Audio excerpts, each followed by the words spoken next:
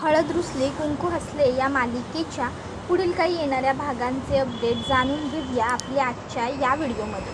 चला तर मग प्रेक्षकांनो सुरुवात करूया आपल्या आजच्या या व्हिडिओला. तर आता आपण इथे पाहतोय की आता कशा पद्धतीने कृष्णा ही आता अनुसयाचा प्लॅन हाणून पाडणार आणि बाळजाबाईंची साथ देणार. आता नेमकं काय कसं घडतं ह्या गोष्टी बघूया आपल्या व्हिडिओमध्ये. तर सध्या आता सगळ्यांच्या जमिनी वगैरे सगळं काही परत करून झालेलं आहे, सगळं व्यवस्थित पार पडलेलं आहे. त्यानंतर आता घरी आल्यावर कृष्णा ही दुष्यंतला बाळजाबाईंची चांगली बाजू समजावून सांगण्याचा खूप प्रयत्न करते. पण दुष्यंत कृष्णाला सांगतो की कृष्णा हे बघ, तुला जर त्यांच्यावर विश्वास ठेवायचा असेल तर माझी काही हरकत नाही आहे, पण तू मला फोर्स करू नकोस की मी सुद्धा त्यांच्यावरती विश्वास ठेवू, कारण मला मुळात ते काम जमणार नाही आहे. आता मम्मी त्यांच्यावरती विश्वास ठेवला आणि त्यांनी माझी फसवणूक करून झाली. कृष्णा म्हणत असते दुष्यंत सरकार, जसा त्यांचा वाईट चेहरा मी तुमच्यासमोर आणला की नाही, तसंच त्यांचं हे चांगलं वागणंसुद्धा मी तुम्हाला पटवून देईन आणि तुम्हा माय लेकांचं नातं पुन्हा पूर्वीसारखं करीन. बघा, मी समजा पुण्यांदा चांगलं घडवून आणीन की नाही ते तुम्ही बघालच. बाळजाबाई जेव्हा चुकत होत्या तेव्हा म्या त्यासनी रोखलं, पण आता जर त्या बरोबर आहेत तर म्या त्यांची साथ बी जरूरच देईन. दुष्यंत सरकार, लवकरच म्या तुम्हासनी आणि बाळजाबाईसनी एक करीन, लक्षात ठेवा. हे सगळं आता कृष्णा बडबडत असते. तर दुसऱ्या बाजूला इकडे आता जी बाळजा आहे तिने लोकांच्या जमिनी वगैरे परत केल्यामुळे बाळजासुद्धा आनंदी असते. आता सगळेजण जेवायला बसलेले असतात तेव्हा मुद्दामच कृष्णाने बाळजाच्या वाटीमध्ये मुद्दाम जास्त तिखट पावडर घातलेली असते. आता ती भाजी खाल्ल्यामुळे बाळजाला त्रास होतो आणि आता बाळजा जोराजोरात खोकायला लागते, तिला ठसका लागतो. तसाच दुष्यंत धावत उठतो पटकन आणि आता तो बाळजाबाईंना पटकन पाण्याचा ग्लास पुढे करतो आणि म्हणत असतो, आई अगं हळू, किती जोरात ठसका लागला तुला, एवढं तिखट खायची काय गरज होती, तुला जमत नाही तिखट, तुला माहिती आहे ना. आता दुष्यंत ही एवढी बाळजाबाईंची काळजी करत असतो हे बघून बाळजाबाईंना खूप जास्त आनंद होतो. दुष्यंतच्या लक्षात येतं की आपण बाळजाबाईंची खूप काळजी करतोय. मग तो भानावरती येतो आणि ताबडतोब म्हणतो की सॉरी, आणि लगेचच तो आता तिकडे तो पाण्याचा ग्लास तसाच ठेवतो आणि तिकडनं थेट रागारागात स्वतःच्या खोलीमध्ये निघून जातो. आता खोलीमध्ये निघून गेल्याच्या नंतर मग मात्र इकडे त्याची चिडचिड सुरू असते की असं कसं झालं, बरोबर त्या बाळजाबाईंना एवढं तिखट कसं काय लागलं वगैरे वगैरे त्या बोलत असतात.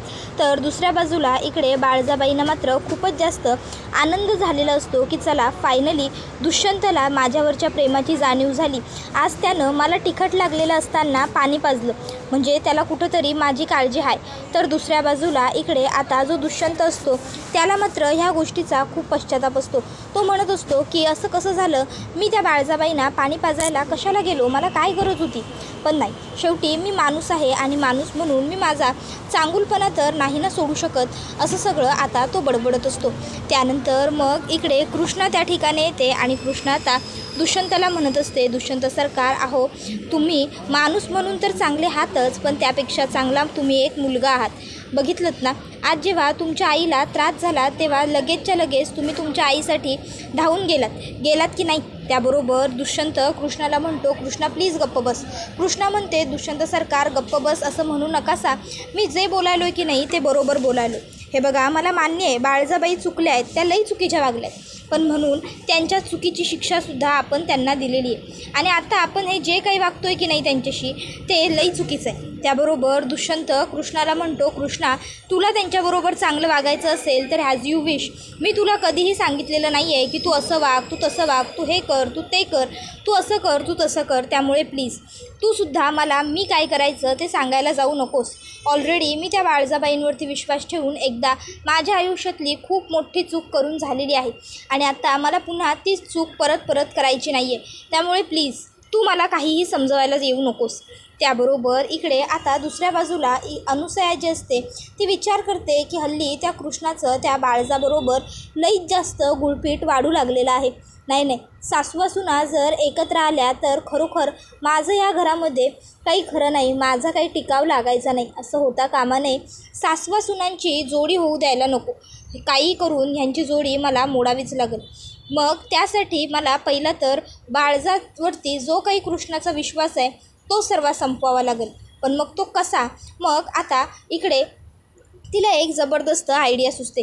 ती समरला सांगते, समर एक काम करायचं आहे. समर म्हणतो, आई सांग की काय करायचं आहे. त्याबरोबर मग लगेचच अनुसया त्याला सांगते की आज जिन्यावरती तेल सांडून ठेवायचं. कृष्णा त्या तेलावरून येत असताना पाय घसरून ती पडली पाहिजे. एकदा का कृष्णा पडली की मग हे तेल नेमकं कुणी सांडलं असं होईल. सध्या स्वयंपाकघराची सर्व जबाबदारी त्या बाळजानं स्वतःच्या अंगावरती घेतलेली आहे. मग आपण सगळ्यांच्या समोर हे सगळं ह्या बाळजानेच केलेलं आहे. कारण स्वयंपाकघरात ही बाळजाच असते, म्हणजे या सगळ्यामागे तिचाच हात आहे असं सगळं म्हणून आपण सगळं खापर बाळजाच्या डोक्यावरती फोडू शकतो आणि आपण मात्र ह्या सगळ्यातनं नामनिराळं राहू शकतो. त्याबरोबर मग समर म्हणतो, होय की आहे, अगं हे माझ्या लक्षातच आलं नव्हतं. त्यानंतर मग आता समर हा आईच्या सांगण्याप्रमाणे रस्त्यामध्ये तेल सांडवतो आणि तिकडनं निघून जातो. आता कृष्णा जिन्यावरून खाली येत असताना बाळजा तिकडे येते आणि बाळजा कृष्णाला पडण्यापासून वाचवते, सावरते. त्याबरोबर मग आता कृष्णा ही ताबडतोब ओरडते, आई आई ग. त्याबरोबर आता त्या ठिकाणी लगेचच दुष्यंत येतो. दुष्यंत कृष्णाला विचारतो, कृष्णा काय ग, काय झालं, एवढ्या मोठ्याने का ओरडलीस? तुझ्या ओरडण्याचा आवाज पार आपल्या खोलीपर्यंत येत होता. त्यावर मग कृष्णा दुष्यंतला सांगते, अहो मी पडले असते आत्ता. त्याबरोबर दुष्यंत कृष्णाला म्हणतो, कृष्णा अगं अशी कशी चालतेस तू, जरा सांभाळून सावकाश चालायचं होतंच ना. त्याबरोबर मग आता पुढे दुष्यंत तिला म्हणत असतो, कृष्णा तुझं लक्ष कुठे असतं? चालताना जरा पायाखाली बघायला काय हरकत असते तुला ना कामांची नेहमी घाई असते आणि या घाईमुळेच तू अशी धडपडत असतेस, समजलं का तुला? त्यावेळी कृष्णा म्हणते, अहो दुष्यंत सरकार ऐकून तरी घ्या एक डाव माझं, म्या काही धडपडलो नाही आहे. अहो इथं तेल सांडलं आहे, त्या तेलावरनं माझा पाय घसरला आणि म्हणून मी पडलो असतो आत्ता.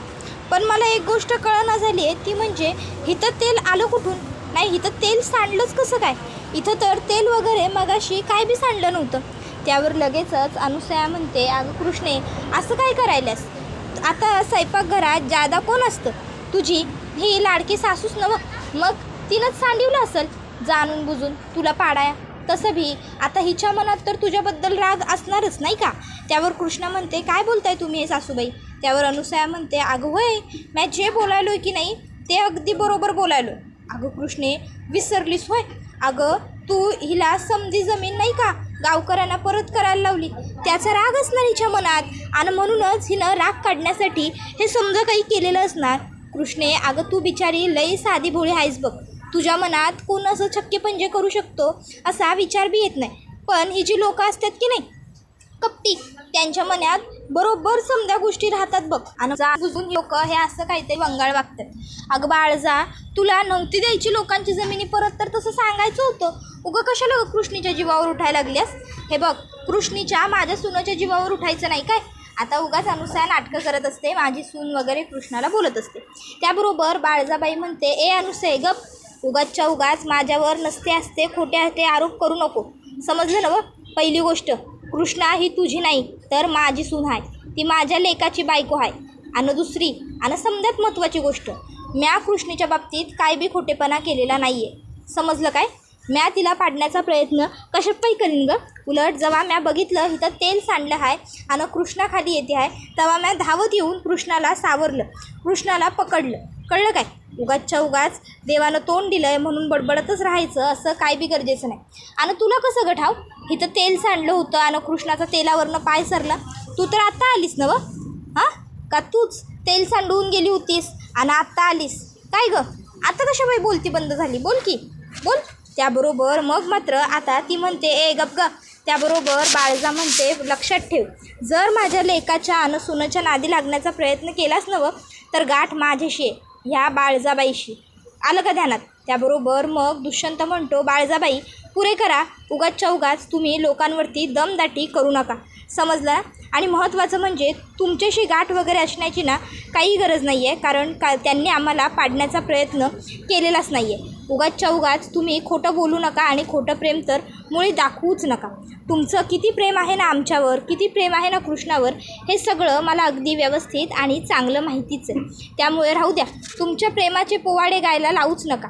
आत्ता कुठेतरी जाऊन बरं वागताय, कमीत कमी नाटक करताय, तेवढं तरी सुरळीत चालू ठेवा, नाहीतर उगाच आम्हाला शंका यायची, कळलं ना? त्याबरोबर मग कृष्णाला दुष्यंत म्हणतो, आणि तू तू ना ह्या बाळजाबाईंवरती हा जो काही आंधळा विश्वास ठेवायला सुरुवात केला आहेस ना, त्यामुळे होतं हे सगळं. जरा त्यांच्यावरती आंधळ्यासारखा विश्वास ठेवणं बंद कर. आता स्वतःच्या जीवावर बेतलं असतं ना तुझ्या. जाऊ दे, चल माझ्याबरोबर.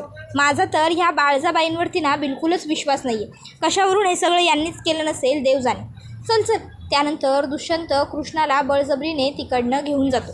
आता 1-2 दिवस मध्ये जातात आणि त्यानंतर मग दुष्यंत हा कृष्णाला म्हणतो, कृष्णा अगं तू तुझ्या वडिलांच्या अस्थी इकडे आणलेल्या आहेस, त्यांचं अस्थि विसर्जन आपल्याला करावं लागेल. मग आपण कधी जायचं ते विसर्जित करायला. त्यावर कृष्णा म्हणते, दुष्यंत सरकार म्या भक्तीला पण बोलिवतो. भक्तीला बी आपण आपल्याबरोबर अस्थि विसर्जित करायला घेऊन जायचं का? नाही म्हणजे शेवटी किती बी झालं आणि काय बी झालं तरी बानं त्यासनी जन्म दिला आहे. बावरती माझ्यापेक्षा जास्त अधिकार आहे त्यांचा. आणि त्याच नाही म्हणल्यावर बरोबर वाटायचं नाही ना. म्हणून म्या म्हणतो, म्या एक काम करतो, म्या भक्तीला सांगतो फोन करून. मग भक्ती येता येता आईला आणि पूजाला बी घेऊन ये. आता हे आमच्या बाचं शेवटचं कार्य आहे. यामध्ये आईचा पण हातभार लागला पाहिजे ना म्हणून. आणि त्यानंतर मग कृष्णा भक्तीला कॉल करते आणि उद्या आपण बाबांच्या अस्थि विसर्जित करायला जाणार आहोत, तर येताना आईला आणि पूजाला पण घेऊन ये असं सांगते. त्यानंतर मग पूजा, सावित्री, भक्ती, कृष्णा, दुष्यंत हे सगळेच मिळून आता कृष्णांच्या वडिलांचे अस्थि विसर्जन करतात. आणि आता दुष्यंत हात जोडून कृष्णाच्या वडिलांना शब्द देतो, काळजी करू नका, तुमच्या मुलीबरोबर माझं लग्न झालं आहे आणि कुठल्याही परिस्थितीत मी कधीच तिला एकटं सोडणार नाही. कायमच मी तिच्याबरोबर असेन, कायम मी तिला साथ देईन. असं सगळं आता दुष्यंत त्यांना मनातल्या मनात बोलत असतो. त्याबरोबर मग कृष्णासुद्धा बापाला म्हणत असते की बा बघ, तुझं शेवटचं सपान अखेर पुरं झालंच. अरे बघायलाच ना बाबा, आज तू जिथं कुठं असशील तिथं लई खुश